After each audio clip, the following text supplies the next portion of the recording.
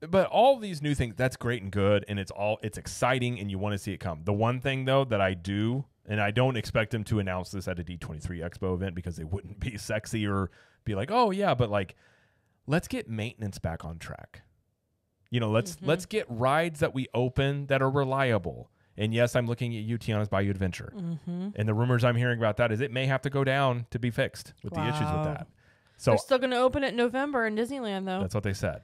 So I would like to see this site maintenance get fixed. The rides that open and they work well and they're enjoyable. They're not a letdown for people. I'd like to see, you know, I know there's been a lot of people complaining about cast member interactions. Like, let's get back to the things that made Disney Disney. Let's bring back Magical Express. Let's do all these little things that used to do that made Disney unique and special. Because I kind of feel like, and I know people probably laugh at this, as much as I do like what Universal is doing, Disney's not Universal.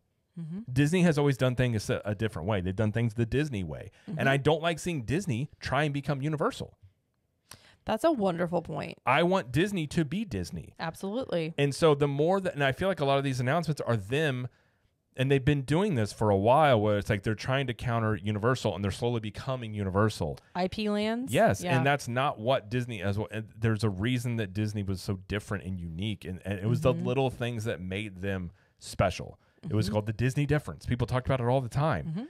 And, you know, I can tell you comments on videos and all over, you know, Twitter, X, whatever, on accounts that are dedicated to Disney. And people have these complaints that are just like the things that they used to do, the little things are just not there anymore. That's what I hope that they also do with all of it. All this new stuff, that's great. Like, build it, do it.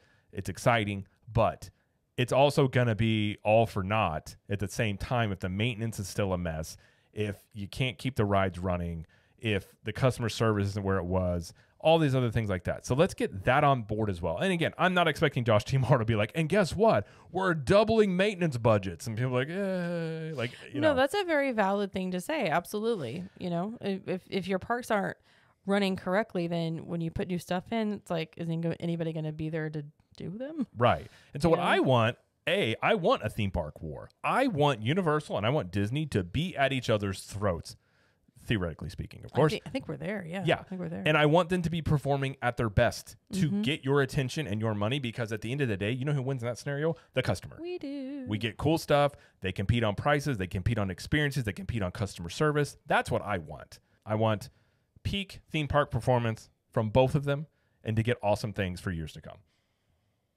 That was theme parking with Jared Lee. And and that's a very positive outlook on it, I think. It is. It is very